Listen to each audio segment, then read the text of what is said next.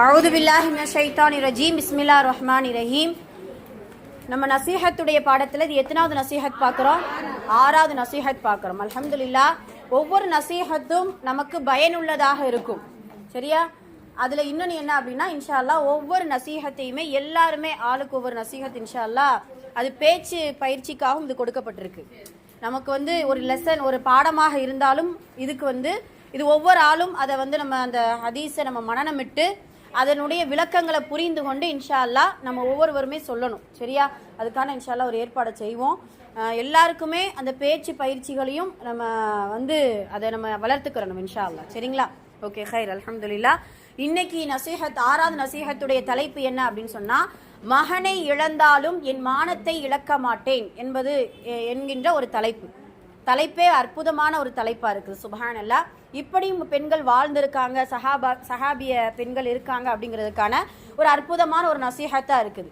முதல்ல ரசூல் ஸல்லல்லாஹு அலைஹி வஸல்லம் அவர்களுடைய வார்த்தையை கொண்டு கவனிப்போம். சாபித் இப்னு கைஸ் இப்னு ஷம்மாஸ் ரதியல்லாஹு அன்ஹு அவர்கள் அறிவிக்கிறார்கள், உம்மு ஹல்லாத் என்று அழைக்கப்படுகின்ற பெண் தன்னுடைய முகத்தை முழுமையாக மூடி பர்தாவோடு தன்னுடைய கொல்லப்பட்ட மகனை விசாரிப்பதற்காக போர்க்களத்திற்கு வந்தார்கள். நபி ஸல்லல்லாஹு அலைஹி வஸல்லம் அவர்களிடம் தன் மகனை குறித்து விசாரித்தார்கள். அங்கிருந்த நபி தோழர்கள் அப்பெண்ணிடத்தில், முகத்தை மூடிய நிலையில் விசாரிக்க வந்துள்ளீர்களே, அதாவது போர்க்களத்திற்கு அவசர கதியில் வந்த போதிலும் பர்தாவை பேணி வந்துள்ளீர்களே என ஆச்சரியத்துடன் வினவினார்கள். அதற்கு அப்பெண்மணி கூறியது, நான் என் மகனை இழந்தாலும் என் மானத்தை இழக்க மாட்டேன். நபி ஸல்லல்லாஹு அலைஹி வஸல்லம் அவர்கள் அப்பெண்ணிடம், உன் மகனுக்கு 2 ஷஹீதுகளின் நன்மை வழங்குவான், அல்லாஹ் வழங்குவான் என நபி ஸல்லல்லாஹு அலைஹி வஸல்லம் அவர்கள் கூறினார்கள். உடனே அது எப்படி யா ரசூலுல்லாஹ் என அந்த பெண்மணி வினவினார்கள். அதற்கு நபி ஸல்லல்லாஹு அலைஹி வஸல்லம் அவர்கள், உன்னுடைய மகனை வேதம் வழங்கப்பட்ட யூதர்கள் கொல்லப்பட்ட காரணத்தினால் கொன்ற காரணத்தினால் என நபி ஸல்லல்லாஹு அலைஹி வஸல்லம் அவர்கள் பதில் கூறினார்கள். அல்ஹம்துலில்லாஹ். ஒரு அற்புதமான ஒரு ஹதீஸ். கைர், அல்ஹம்துலில்லாஹ். ஒரு அற்புதமான ஹதீஸை நம்ம பார்க்கிறோம். ஒரு பெண்மணி நபி ஸல்லல்லாஹு அலைஹி வஸல்லம் அவர்களுடைய அந்த போர்க்களத்துக்குள்ள பர்தா முறை பேணி வந்திருக்கிறாங்க. முதல்ல ஃபர்தா என்றால் முதல்ல நம்ம எப்படி புரிஞ்சிருக்கோம், அதனுடைய அளவுகோல் என்ன அப்படிங்கிறத நம்ம புரிஞ்சுக்கிறோம். ஒரு பெண்ணுக்கு மட்டும்தான் இந்த உலகத்தில் எல்லா படைப்புகள் நிறைய இருக்குது. இருந்தாலும் மனித சமுதாயத்தில் பெண் என்கின்ற ஒரு படைப்புக்கு மட்டும் அல்லாஹ் கொடுத்த தனித்துவமான ஒரு அந்தஸ்து.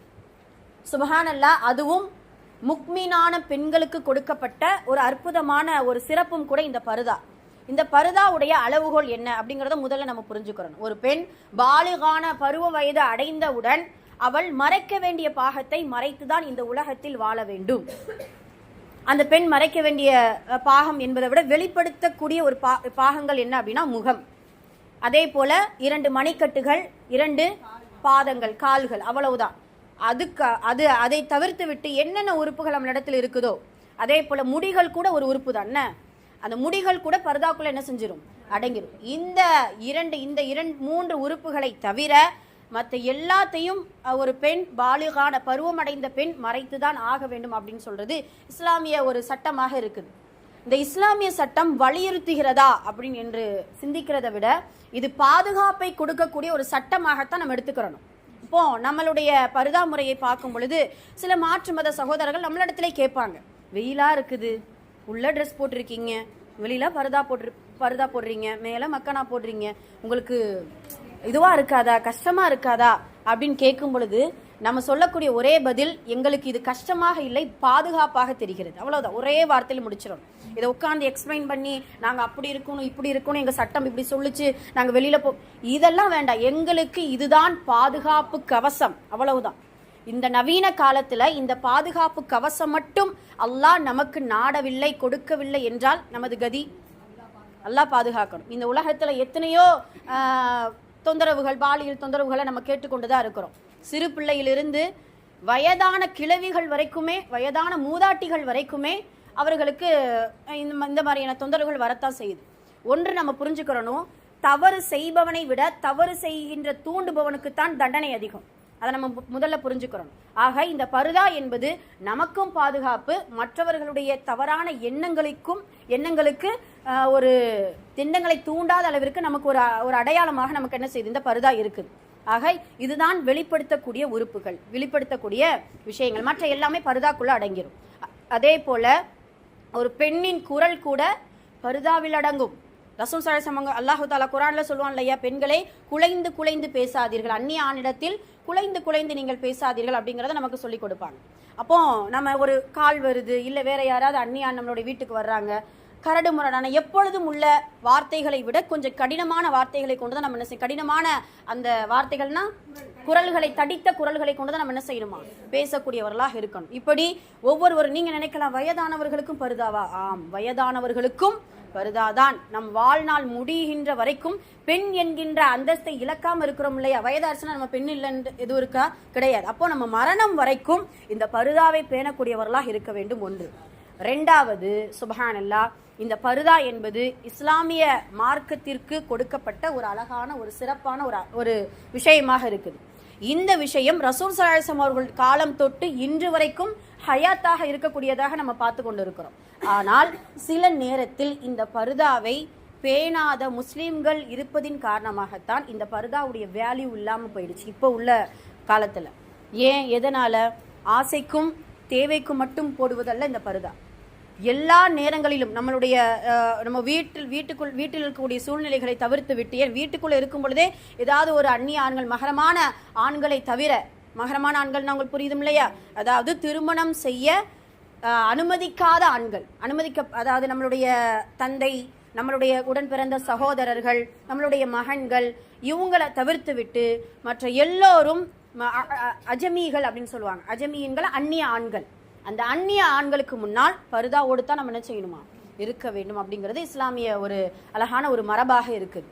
அப்போ நம்ம என்ன செய்யறோம், இப்போ நம்ம வீட்டுக்குள்ள இருக்கும்பொழுது இப்படி இருக்கிறோம், வெளியில போகும் பொழுது அல்ஹம்துலில்லாஹ் அல்லாஹ்வால் பாதுகாக்கப்பட்டவர்களை தவிர நல்ல முறையில் சில பேர் நம்ம பருதாவோடு தான் வெளியில போகிறோம். ஆனால் அப்படி பருதா பேணிய பெண்களாக இருந்தும் கூட சில நேரம் நமக்கு வரக்கூடிய நிகழ்வு, அதாவது ஒரு கல்யாண ஒரு வீடாக இருக்கட்டும், ஏதாவது ஒரு ஃபங்க்ஷனாக இருக்கட்டும், அவங்களா இவங்க அப்படிங்கிற மாதிரியான நம்மளுடைய தோற்றங்கள் மாறுபடுது, நம்மளுடைய அந்த பருதாவுடைய அடையாளங்கள் மாற்றப்படுது. ஏன், ஒரு நாள் தானே, ஒரு நாளும் விஷம் தானே, ஒரு சொட்டு நாளும் விஷம் தான். சுப்ஹானல்லாஹ். பேணுதல் என்பது வாழ்க்கை முழுக்க இருக்கணுமே தவிர அந்தந்த சந்தர்ப்பத்தில் இருக்கக்கூடாது. பேணுதல் என்பது என்ன செய்யணும், வாழ்க்கை முழுக்க இருக்கணும். சுப்ஹானல்லாஹ். இப்போ கூட வாட்ஸ்அப்பில் ரீசெண்டாக ஒரு பெண்ணுக்கு திருமணம், அந்த பெண்ணு திருமணத்துடைய பத்திரிகையில் பார்த்தீங்கன்னா சுப்ஹானல்லாஹ் ஒரு குறிப்பு, முக்கிய குறிப்புன்னு போட்டு அந்த பெண் வந்து சொல்கிறாங்க, நான் பாலிகான், அதாவது பருவமடைந்து வயது அடைந்த பின்னால் வரைக்குமே நான் பருதாவோடு அந்நிய ஆணுடைய கண்களிலிருந்து மறைந்து தான் வாழ்ந்து கொண்டிருக்கிறேன். இப்பொழுதும் அப்படித்தான் வாழ்வதற்கு நான் முயற்சி செய்து கொண்டிருக்கிறேன். அதனால் தயவு செய்து என்னுடைய திருமணத்திற்கு வரக்கூடிய மக்கள், உங்களிடத்தில் அன்போடு ஒரு வேண்டுகோள் வைக்கிறேன், என்னை நீங்கள் போட்டோ எடுக்காதீர்கள் உங்களுக்கு அப்படின்னு சொல்லிட்டு, இது ஒரு அமானிதமான ஒரு விஷயம். யார் அதுக்கு கீழே இது பண்ணிட்டு கடைசியில் ஒரு ஹதீஸை எழுதி கொடுக்குறாங்க, யார் அமானிதத்தில் மோசடி செய்கிறார்களோ அவர்களுக்கு அல்லாஹு தஆலா அதை குறித்த கேள்வி கணக்கை மறுமையில விசாரணை செய்வான் அப்படின்னு சொல்லிட்டு அந்த பெண், ஒரு மணப்பெண் ஒரு குறிப்பு என்ன செய்யறாங்க, அவங்களுடைய பத்திரிகைக்கு பின்னாடி இன்விடேஷன்ல அடிச்சு கொடுக்குறாங்க. சுப்ஹானல்லாஹ்.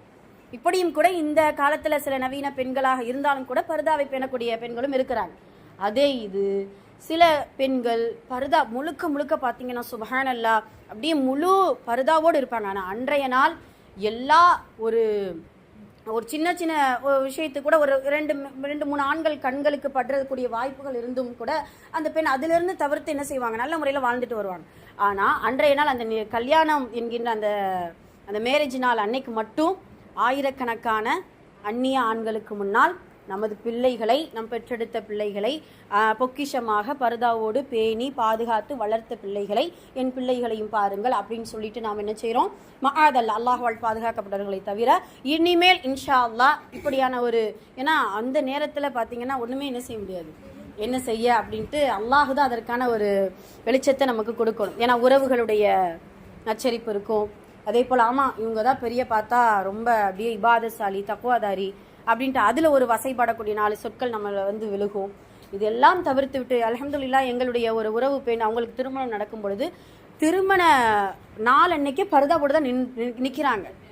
திருமண பெண் பர்தா போட்டு நிற்கிறாங்க. வந்து நாங்கள் தேடுதோம், என்னம்மா பொண்ணை காணோம் அப்படின்னு சொன்னால், சுபஹானல்லாஹ் முன்ன சரி அப்படின்னு பார்த்தா பர்தாவோட அந்த பெண் நிற்கிறாங்க. லேசாக அந்த கல்யாண வளையல் இது மட்டும்தான், அந்த அலங்காரம் தான் தெரியுது. பார்த்தா பர்தாவோடு. ஏன் வர்றவங்கெல்லாம் சொல்கிறாங்க, ஏம்மா ஒரு நாள் வேண்டாமே வேண்டாம், அதுக்கு அவங்களுடைய கணவனும் துணை, இப்படிதான் நீ இருக்கணும் அப்படின்னு சொல்லிட்டு சுபஹானல்லாஹ் அப்படியான ஒரு இதுவும் இருக்குது. அல்ஹம்துலில்லாஹ். இன்ஷா அல்லாஹ் முடிந்த வரை எல்லாம் முயற்சி செய்து இன்ஷா அல்லாஹ் நம்ம பர்தாவை வீட்டுக்குள் இருக்கும் பொழுதும் சரி, வெளியில் இருக்கும் பொழுதும் சரி, நிகழ்வுகள், நல்ல நிகழ்ச்சிகள், திருமண உறவுகள், இது மாதிரியான ஒரு நிகழ்வுகளிலும் பர்தாவை பேணக்கூடியவர்களாக இருக்க வேண்டும். அதில் இப்போ நாம் என்ன செய்கிறோம், ட்ரெண்டிங்காக பர்தா போடுதோம். ஆனால் பர்தாவா அப்படின்னு சந்தேகத்திற்குரிய சில பர்தாக்களை நம்ம என்ன செஞ்சு கொண்டு இருக்கிறோம், போடுது கலராக. அப்பா சுபஹானல்லாஹ். இப்போ ஒரு ரீசெண்டாக ஒரு ஃபங்க்ஷன் போகும்போது அப்படியே ஸ்கை ப்ளூ கலரில் ஒரு பர்தா, எம்மா அதை பார்க்கும்போது அப்படியே வானம் ப்ளூ இருக்குல்ல, அந்த ப்ளூவில் அப்படியே ப்ளூவா அப்படி ஒரு பர்தா ஒரு பிள்ளை போட்டிருக்கு. அப்போது நான் ஃபஸ்ட்டு நாங்கள் உட்காந்து இது சுடிதாரோ அப்படின்னு பார்த்தா அதுக்குள்ளே ஒரு ட்ரெஸ்ஸு தெரியுது, பார்த்தா இது பர்தா. சுபஹானல்லாஹ். இப்படி நான் என்ன செய்கிறாங்க, இப்போ பர்தாக்கள் ரொம்ப ஜிகுன்ட்டு வரக்கூடிய நிலைமைகளையும் நம்ம என்ன செய்கிறோம், பார்த்து கொண்டு இருக்கிறோம். அதனால் இன்ஷா அல்லாஹ் பர்தாவை பர்தா போல நம்ம என்ன செய்யணும், இன்ஷா அல்லாஹ் போடக்கூடியவங்களாக இருக்கணும். சரி, இந்த இடத்துல ஒரு பெண்மணி, ஒரு சஹாபிய பெண்மணி, சுபஹானல்லாஹ். இப்போ ஹதீஸ்க்குள்ளே வருவோம். உம்மு ஹல்லாத், அந்த பெண்ணுடைய பேர் என்ன, உம்மு ஹல்லாத். இவர்களை போல ஒரு இக்கட்டான சூழ்நிலையில் பர்தாவை பேணக்கூடியவங்க யாருமே இருந்திருக்க மாட்டாங்க. என்ன சுபஹானல்லாஹ். உம்மு ஹல்லாத் என்று அழைக்கப்படக்கூடிய ஒரு பெண்மணி என்ன செய்யறாங்க, முகத்தை மூடிக்கொண்டு ரசூல்லாவுடைய அதாவது தன்னுடைய மகன் கொல்லப்பட்டதை விசாரிப்பதற்காக போர்க்களத்துக்குள்ள வர்றாங்க. இப்போ அந்த ஒரு விளக்கத்துல, அந்த ஹதீஸுடைய விளக்கத்துல சொல்றாங்க, சுபஹானல்லாஹ், இந்த போர்க்களத்துல இதுல வந்து பனு குறைலாவை எதிர்த்து ஒரு போர், பனு குறைலா என்கின்ற ஒரு கூட்டத்தை எதிர்த்து ஒரு போர்.